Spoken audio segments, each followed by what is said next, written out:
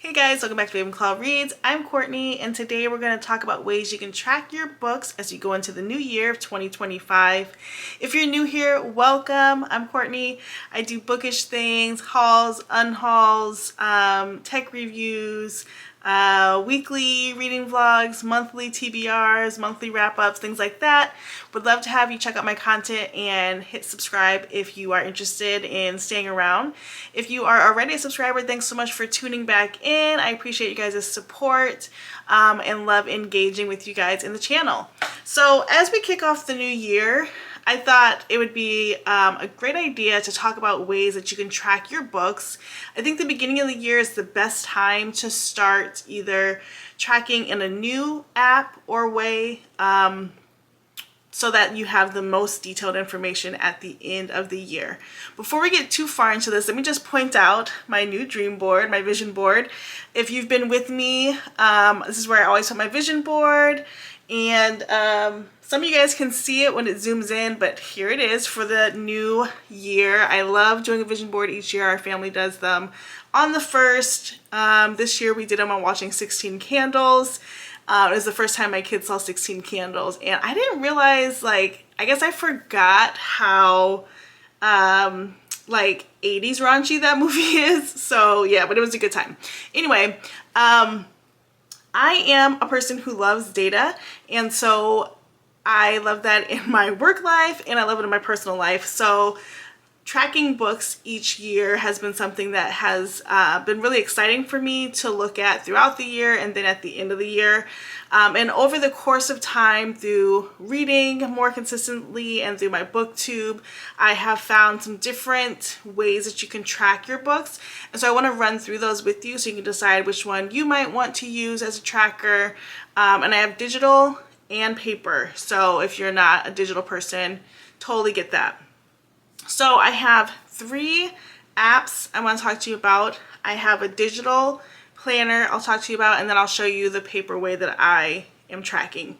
Now, this year, one of my overall goals is to work on minimalizing my life. I want a more minimalist approach to the way that I approach things, as well as a minimalist approach to the items that I have. If you guys know, I have a ton of Kindles, which, I'm using them as a collection. That's my excuse for having so many. And that is not the only thing in my life that has exploded. And so while I'm showing you all of these things that are ways that you can track books, I'm only going to choose a few, not all of them, because it's a lot. And this might change throughout the year, but I'm going to try to be consistent so that I have great stats at the end of the year. Okay, so let's talk about the apps first. So the first we have is Goodreads. I think everybody knows about Goodreads. This is the most common platform.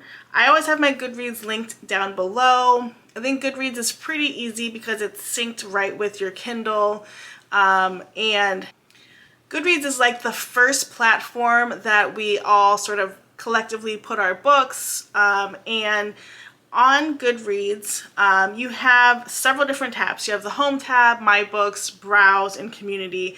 And so in the way of sort of like Facebook, you can connect with people on Goodreads, check out their challenges, they can check out yours, you can check out what each other are reading. And when you log into Goodreads, your homepage is sort of Facebook-like, where you have a board of people and you see what they've read, if they made any comments on what they've read. Goodreads is owned by Amazon because it connects with Kindle, and that's all Amazon related. I'll let you decide how you feel about Amazon. I have mixed feelings because I don't agree with the politics around Amazon. But realistically, I get everything from Amazon, and they have cornered that market for me on 2-day shipping, and it's just, I would love to slow down on it, but I'm so sucked in. So if you have other ideas of how we could not use Amazon as much, I would love to hear them, honestly. But so it's connected with Amazon, and it tracks everything that you read. You're able to categorize books into books that you want to read, what you're currently reading, books you've already read. You can often export your current libraries into some of the other apps that I'll talk to you about. You can rate the books, provide a spoiler or spoiler-free review, and everything is sort of sitting all in one place. You can also do all of that from your Kindle, and the Kindle Fire has that Google or the Goodreads app already included. It's also included on the e-readers, but it's really clunky because the e-readers don't have like a very stable internet system. You also have the ability to browse books. Goodreads has like their choice awards that they do. It's almost like the Grammys or Oscars of books. They have recommendations based on what you've read.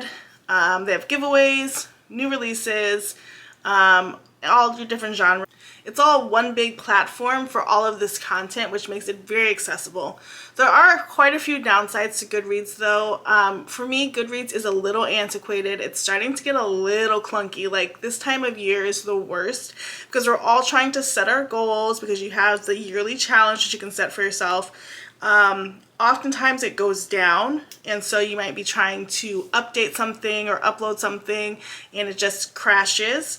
They do have the section where you can participate in giveaways, but like the giveaways are comical. It'll be like, you know, a new book is coming out, there's 12 copies and like 15,000 people have entered. So like, who's actually winning these giveaways? I've never won a giveaway. And it just feels older. Something that I wish they had, and I don't know if it has on any other, but I wish that when I had my want to read list, that it would give me like a notification that the book came out, because there's so many books that come out. Like I just went through yesterday and did the first 6 months of books that I want to read that aren't out yet, and it's like all of these have come out and nobody has like tagged me on the shoulder to tell me. So I would love for that to happen, but I don't know if that is true for any other, so I can't say that they're missing out on something. What else? Yeah, I think that's pretty much it about Goodreads. I think it is the OG of all platforms, and I think people are really used to it, and so we just roll with it. Like I said, it's also very connected to your Amazon account as well as your Kindle. So even if you are like, Goodreads is not my preferred method, you're still gonna have some data on Goodreads if you have a Kindle. So there's that. At the end of the year, you do have an ability to look at your stats. It is not the best stats sort of overview when you look at other places, but it does show you like how many books you read. You have your end of the year wrap up where it tells you how many pages you read, how many books over time you've read, when books were released, how many pages. So it's like, it does show some very basic data, but nothing exceptional. So that leads me to my next location, which is going to be Storygraph. So Storygraph is something that I tried to start last year and I wasn't very consistent with it. But Storygraph fell on my radar because they have amazing end of the year stats. The page for end of the year is great, as well as throughout the year. It shows you sort of what you could pick next in your reading selections. So something that's really cool about Storygraph is, one, you can import your Goodreads files into Storygraph. If you want help with that, comment down below. I'll walk you through it. And so you can easily move things over without sort of losing progress. But what I liked about Storygraph, which I am sticking with Storygraph this year, is that Storygraph has the ability to share, like, based on the books that you have read, it will talk about the mood of books you read and your pace. That's something different than Goodreads has. And then I think that helps narrow down sort of what your preferences are when looking for other books. It talks through your genres and which genres you read the most, whether you read something print or digitally or through audio, your top authors, the number of books and pages that you've read, your star ratings, including your average rating. So it's just so much more meaty data. When you finish a book, you do have more than just a star rating. You have some questions that are pointed toward, like, was the book character driven or plot driven? And then you also can do like quarter, halves, or quarters for your rating. So I can give it a 3.25, a 3.50, or 3.75. And that is not available on Goodreads. Oftentimes, if I rate something like a 3.75, I will end up making it a 4. And then in my review comment, list it as a 3.75 because I don't want to wrongly steer people if it's like a 2.75 book but I marked it a 3 or a 2, so I just put that in the comments so people can judge for themselves. But I do like on Storygraph that you can see and sort of more accurately rate the book that you're reading. This website and app also has the ability to you can discover different books, you can make friends, there are giveaways, and there's like community tabs. You can do buddy reads, read-alongs, book clubs. You can find readers that are similar to your style. And so it's a lot more connection on this platform. Something else about Storygraph that I recently found out and I did not know, but I'm very excited to support, is that Storygraph is a Black woman-owned company. It was started in 2019, and that's something that I support and will continue to support. So I am going to, like I said, go to Storygraph to put my content. I will make a little footnote here about Fable. I did not include Fable on this list. This is not my experience. I tried Fable. I didn't like it because there's like a system of where you have to track and log in each day to like keep a streak, and that was stressing me out because I don't like that. But I was looking on TikTok and somebody had screenshotted their sort of feedback from Fable. So as it was giving like suggestions for books, it said something like, your book selections are too diverse, you should try tapping into white authors. And again, I don't know the legitimacy of that. I don't know any backstory. But if that is the case, that is so distasteful that it's not on my radar to use. Since that's not my experience, I'm hearing it second, third, fourth hand. I'm not going to use that as the only measure for not using Fable, but I chose last year not to use Fable just because of their tracking system and how it didn't work for me.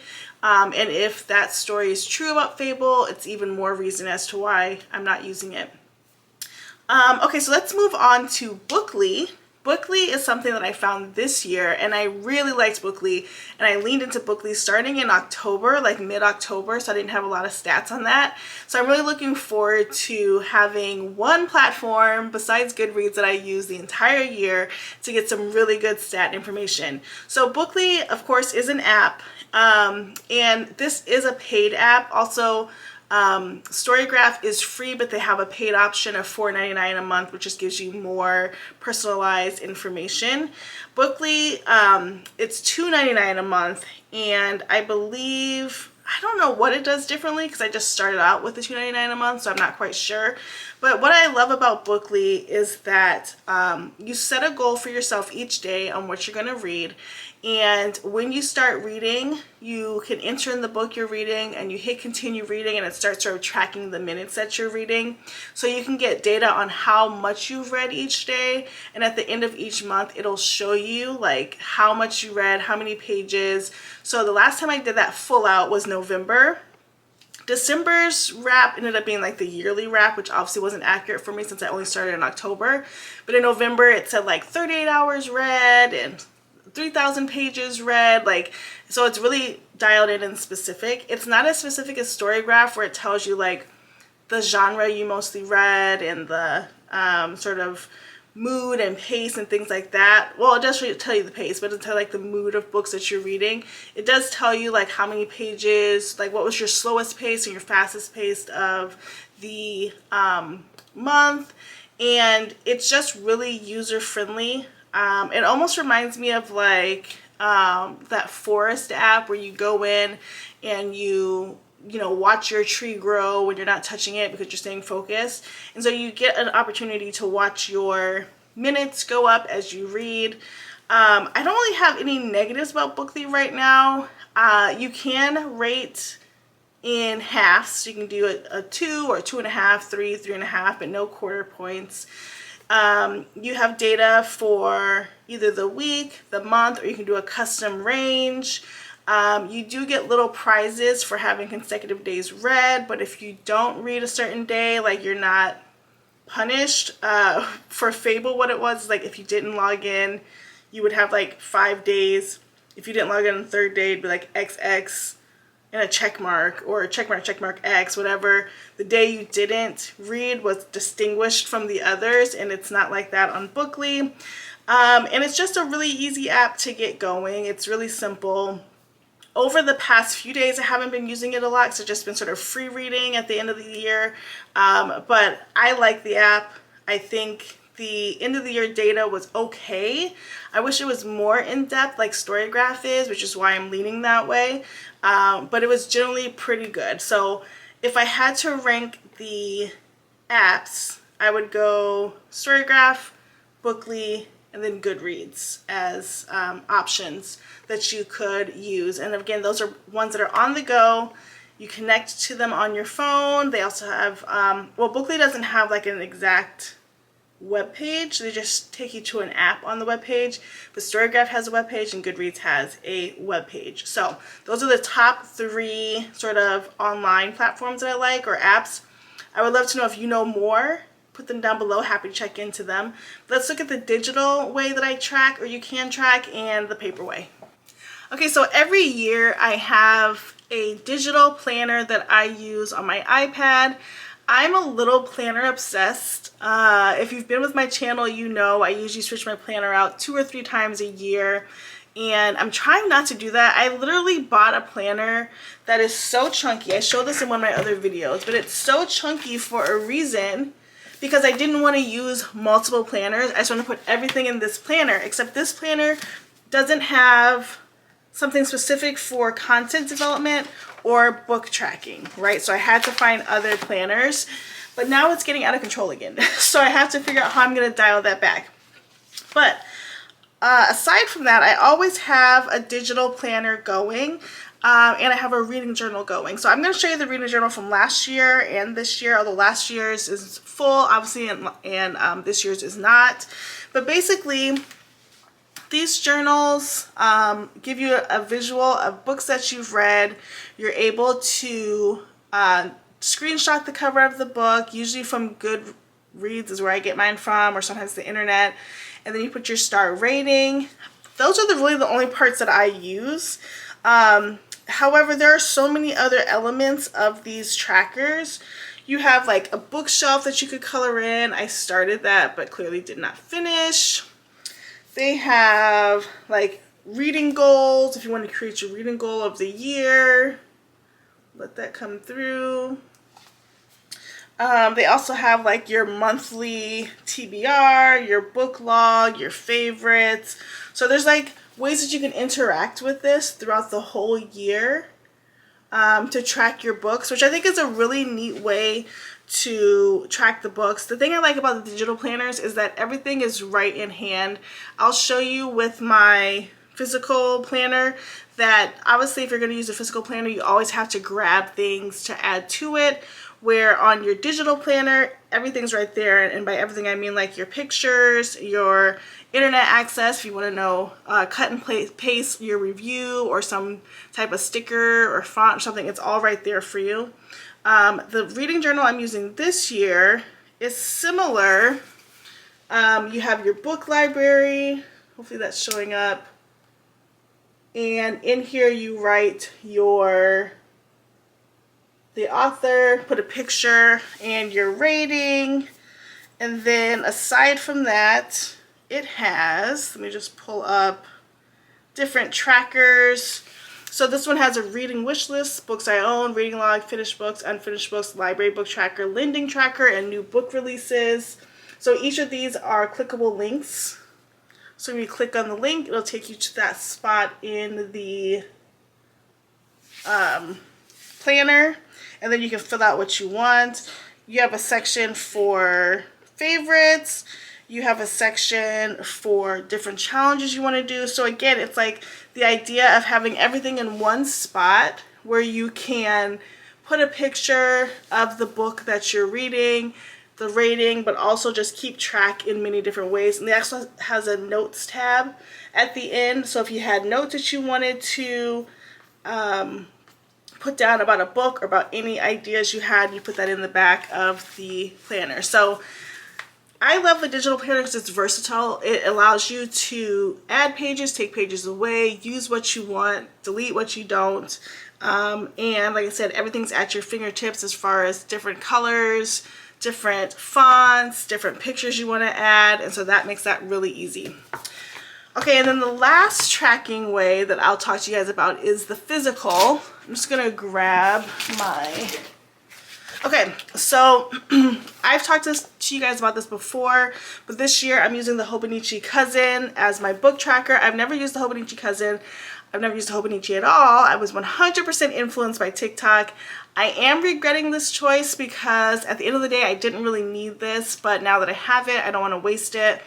But what I'm doing here is I am writing down what I read each month. So here's December, right? So I have the December spread, and each day that I read something, I'm writing what I read that day, and then the day that I complete it, I write that. I have a spot to add pictures. I think I talked about this too, but I did get the HP Sprocket as one of my Christmas gifts I asked for. It comes with this little case.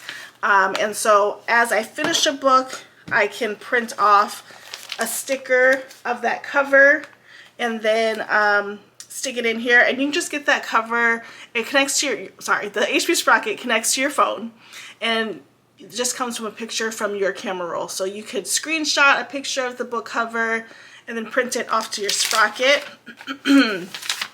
Then on the bigger spreads, I decided to put some of my 2024 books that were my top, and then here's 2025 new releases I wanted to read, and then I used those to guide my videos on those. And then I started off with my 2025 goals in January, my 2024 stats right here. This is a screenshot from Bookly.